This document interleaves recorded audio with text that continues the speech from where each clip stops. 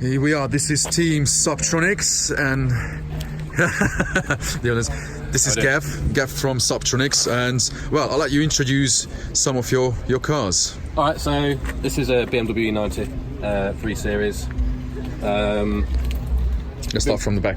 What do we've been playing with this for a year or so in the competition season, and this is its final kind of what we've settled on product-wise. So we've got a ZAPCO 8-channel DSP amp in the boot that powers the whole system. Fantastic little product. It comes with a built-in DSP. Yeah. The funny really thing flexible. is, people think that it's wider because the owner used to have several amps here with a separate DSP. No, that's right. This is it. That's the size. So it's just really flexible piece of kit.